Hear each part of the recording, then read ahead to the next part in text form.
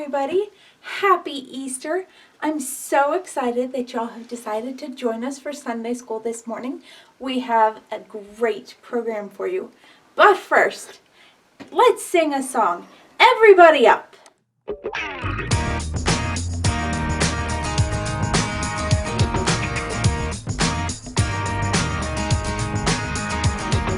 One, two, three, Jesus is alive. One, two, three, Jesus is alive. He died for you and me, but on day three, Jesus rose again. Jesus is alive. One, two, three, Jesus is alive. One, two, three, Jesus is alive. He died for you and me, but on day three, Jesus rose again. Jesus is alive. God loved the world, so He gave His Son. Jesus is our friend. He loves everyone. God loved the world, so He gave His Son. Jesus is our friend. He loves everyone. We sing 1, 2, 3. Jesus is alive. 1, 2, 3. Jesus is alive. He died for you and me, but on day 3, Jesus rose again. Jesus is alive. God loved the world, so He gave His Son. Jesus is our friend. He loves everyone. Yeah, 1, 2, 3. Jesus is alive. 1, 2, 3. Jesus is alive. He died for you and me, but on day 3, Jesus rose again. Jesus is alive. Jesus rose again. Jesus is alive. Jesus rose again. My Jesus is alive.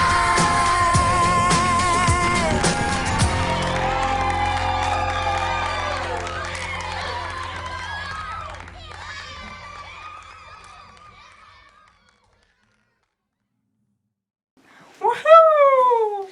Gulliver! Gulliver! Are you okay? Gulliver! Calm down! Gulliver, calm down! Calm down, Gulliver! Oh my gracious! What is going on? Oh, I'm just so very excited! Excited about what? Today's Sunday school! Can we do it now? Oh yes, let's do it now!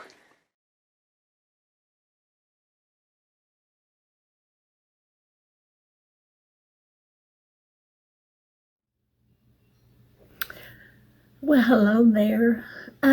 We were talking about, what were we talking about? Yes, that's right, Jesus. I remember the night He was born. Yes, I do. I was getting our children to bed that night, the night my husband decided to make a man and his very pregnant wife sleep in the stables. Usually I'm the one who answers the bell at the door. I've even been called everybody's mama because I tend to be a little too nurturing and nice sometimes. If I had answered the door, that poor family, they would not have had to sleep with the animals. They'd have been in our bed. Oh, the thought.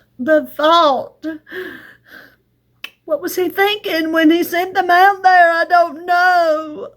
Although now I think about it, that sweet girl, his wife, what was her name? Her name was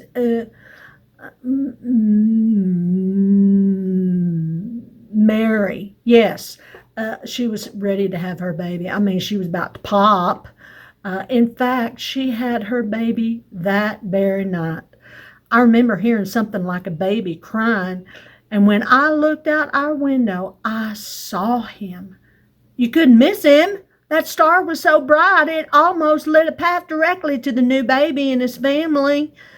Before I knew it, I noticed a small shepherd boy with a few of his flock. Oh, he was so precious walking that lighted path. Had cute little lambs with him. They're just so cute when they're tiny. Anyway, I think we've heard the stories about 3 wise men who came bearing gifts for the baby, but I don't believe I saw them that night. No, they weren't there. But they did stay with us a few years later. Very nice men, very nice. They gave me some frankincense. It smelled so delicious. Yum! It smelled so good. And every time I smell frankincense, I think of that sweet little baby. I think of that sweet little baby every time I smell frankincense. You know what else I remember? Our animals. Now, our animals are not the quietest. Cows mooing, donkeys braying, dogs barking, but not that night. No sirree, not a peep out of them. They were quiet as a mouse. You could have heard a pin drop. It was a little scary. Yeah. Anyway, but you would have thought that they were witnessing greatness. They were witnessing greatness that night. Yes. I later heard that they named that little boy Jesus. Not just any Jesus. Jesus the Christ. The Messiah. I remember hearing about the coming Messiah when I was a little girl. I never thought I would see the day.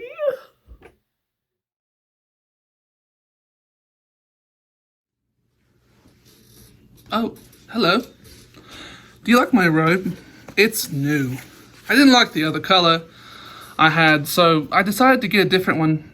It matches the colors in our tile in our house. Oh, but that's not why you're here, is it? No? Oh. You came to hear about Jesus. I guess I know a decent amount about him. He's here many days with a motley crew of 12 men.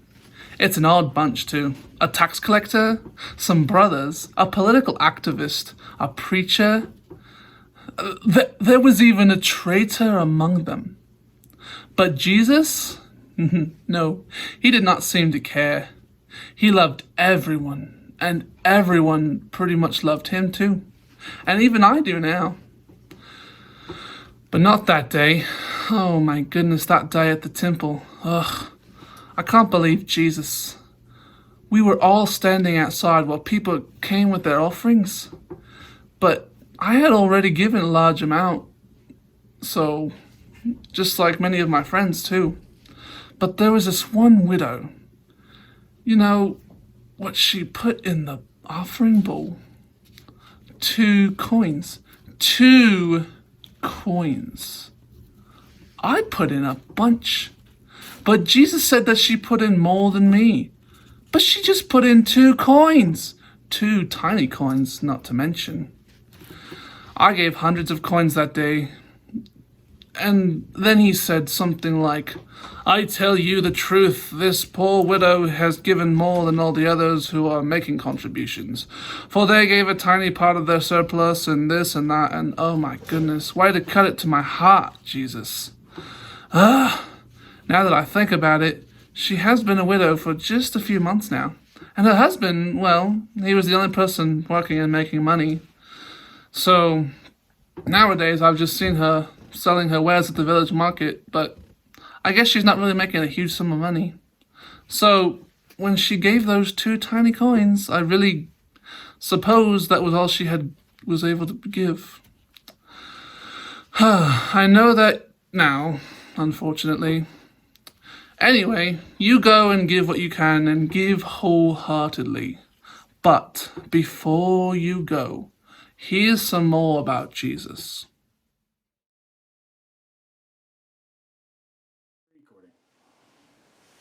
Hi guys, I heard y'all were stopping by. I'm so excited to show you the different things that I have in my bakery. Do you know how many different kinds of breads I have to make on a daily basis? There's like, I've really lost count. There's the barley bread, and there's the cinnamon dough bread for the breakfast. Oh, and there's the unleavened bread that's also called matzah, and there's the almond bread and the almond cookies. Oh, the list just goes on and on and on. But this particular week that I'm going to tell you about, all I was making was the matzah bread, because it was Passover, and that's all the Jews eat during Passover is unleavened bread, or the matzah bread, because it reminds them of when they fled. The Lord helped them to flee Egypt. They didn't have time to let their bread rise. The Lord told them to go quickly, and the bread had just started to rise, and they said, what do we do? So they shoved it in the oven without letting it rise, and so they have unleavened bread that helps them, and the Lord told them, eat the unleavened bread during Passover to remind you that I helped you to flee Egypt. Anyways, this one day, I was about to close up, and this man came running in. He was super frantic. He said, oh, I need some bread to have supper with my friends. So I sold him the few last pieces of matzah that I had, and some honey, and a few figs, what I had laying around, and he seemed very sad. Well, Passover is kind of a reverent time. So many people think about the Lord and how He's helped our people over the years. You know what? The next day, I heard that my bread was actually used by Jesus and His disciples. The Jesus. He took some of my bread that I had made, and He gave thanks for it, and then He broke it into pieces and gave it to His disciples. And you know what He told them? He said, this is my body, which I am breaking for you. Eat it as a way of remembering me. And after they ate it, Jesus took His cup and said, this is the cup. This cup is the new covenant in my blood. Drink it often to remember me. Can you imagine? I don't think they really understood what was happening then.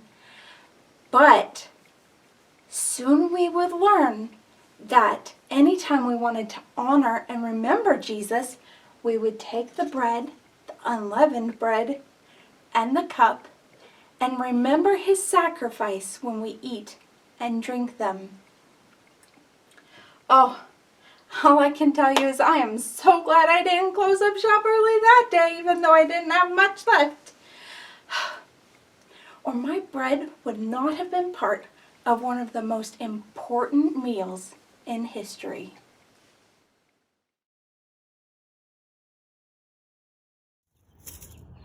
Yeah, I'll never forget that night. See, I'd never had somebody come up to me and ask if they could come pray in the garden. It was definitely a first, but that's exactly what he did. See, he came into the garden and asked if he could just pray with some of his friends. Some friends they were. He came into the garden, and as far as I had heard, he was the King of Kings, so who was I to stop him from praying or having a prayer meeting? And, well, it was Passover time, so I had just gotten done sweeping up all of the olive leaves, so there was plenty of room for a small prayer meeting. It wasn't like they were having a big feast or they were doing a wedding banquet. He just wanted to pray. So, of course, I gave him access. His friends wanted to be inside of the olive grove, and he was going farther into the garden to pray. And as I stood back and I watched, he'd go in, he'd come out to see if his friends were keeping watch, but they kept falling asleep. I thought, man, truly, some friends that he had, he needed to pick better friends. But he kept doing it, going back in and coming back out. And one time he came out, and I don't know if he hit his head on a low-lying branch or something, but there was blood coming from his forehead. I don't know. I've done stuff like that before in the past, but it didn't seem like that was the case. It seemed like he was stressed about something, like he knew something was about to happen. He seemed very solemn. And his friends didn't seem to know what was going on, like they were missing it altogether. And then that third time he came out, and I just stood there in shock. As one of his followers came in, kissed him on the cheek, and betrayed him right there. See, this man betrayed him for just 30 measly pieces of silver.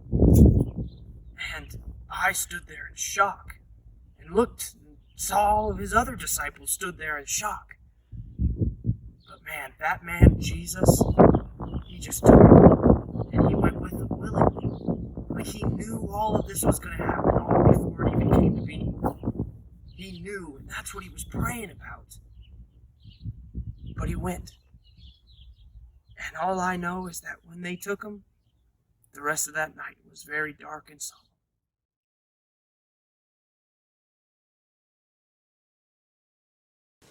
We went to Bethlehem for our honeymoon. I heard about this great place where Christ was actually born. I thought, what a better place to stay than a little inn and breakfast only 10 kilometers away from Jerusalem. And the place where Christ first came to earth. It was too perfect. Little did we know, though, what would happen that weekend. Oh, what a gloriously amazing yet terrifying time. It started around 8:30 that Friday morning. My wife and I went into Jerusalem for the day. It was a beautiful ride there, and we were excited to hear that Jesus had arrived a few days before. The excitement ended there, though. We sat down for brunch and immediately started hearing bits and pieces of what had happened over the past few days. Jesus was betrayed by a disciple for 30 pieces of silver. Another disciple even denied knowing him, and just earlier, Jesus was put up to be crucified instead of Barabbas. Imagine that, a murderer was released. I knew things weren't good when I heard how the people turned on him like that. They were praising his arrival just last weekend, but not now. Apparently, his crucifixion had already begun around 9 a.m. I didn't even know what to think at that point. I told my wife we should go back to the inn, but she was afraid of the crowds and didn't want to risk the travel at that time, so I conceded. We walked around town for a bit and could see Golgotha from the main road. There Jesus was, hanging from a cross between two thieves. The man who had never sinned, the man who turned water into wine and healed the lame and sick. He was dying so horribly in front of everyone. I even saw some of the soldiers placing bets for his robes. It was disgusting. Around noon, while attempting to eat a little food, I noticed that the sky turned completely black. No stars, no lightning, no sun, nothing. It was terrifying. It stayed that way for 3 hours. 3 hours of darkness in the middle of the day. We ventured out around 2:55, and that's when I heard him. Jesus was crying out, my God, why have you left me?" I couldn't believe that God left him. But from what I know now, Jesus had become sin so that we could be forgiven. He suffered so much. It pains me to think about it. As soon as he died, the earth shook. And I mean shook. We had to find a stable place to catch our balance. I heard the veil tore in the temple, too.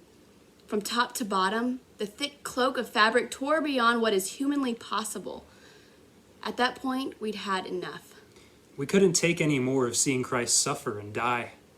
So we solemnly left and returned to the inn in Bethlehem.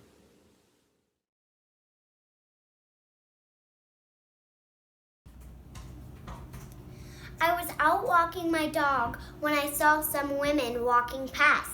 They were wondering out loud who would roll the stone away. I told them my brother was very strong, but I don't think they heard me.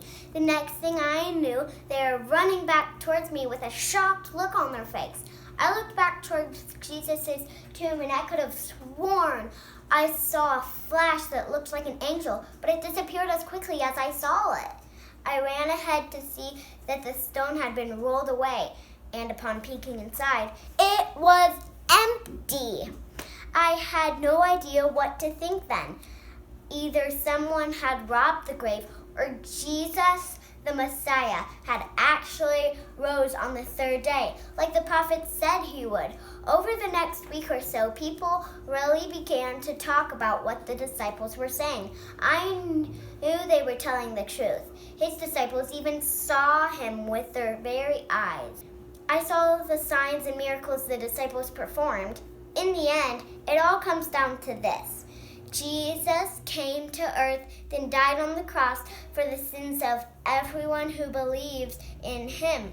3 days later, he rose from the grave. And if you believe that, you can spend eternity in heaven with God. The question is, will you believe?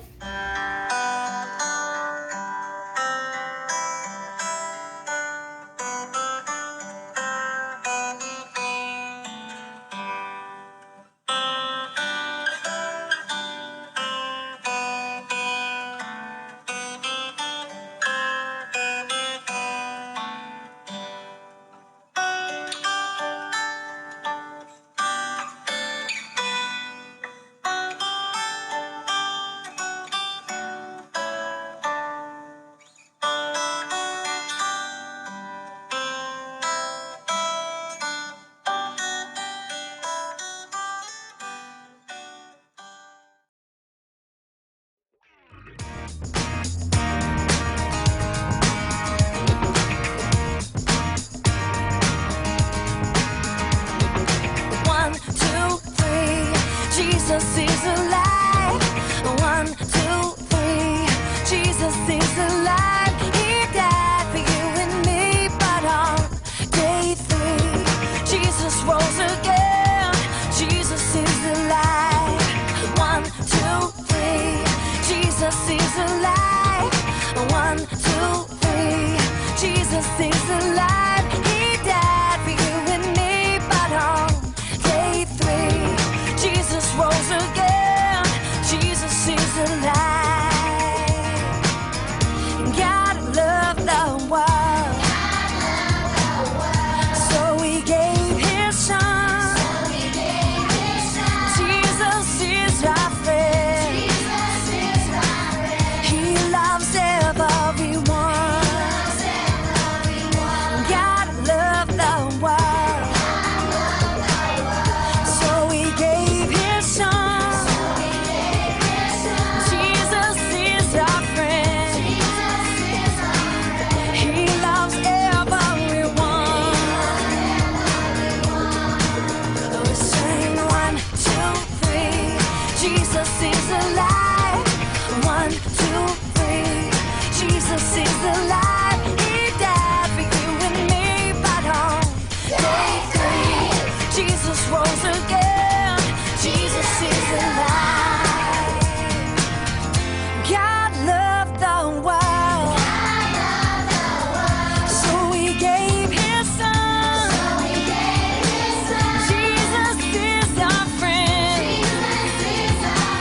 He loves everyone. Yeah, 1, 2, 3, Jesus is alive. 1, 2, 3, Jesus is alive. He died for you and me, but on day 3, Jesus rose again. Jesus is alive. Jesus rose again. Jesus is alive. Jesus rose again. Now Jesus is alive.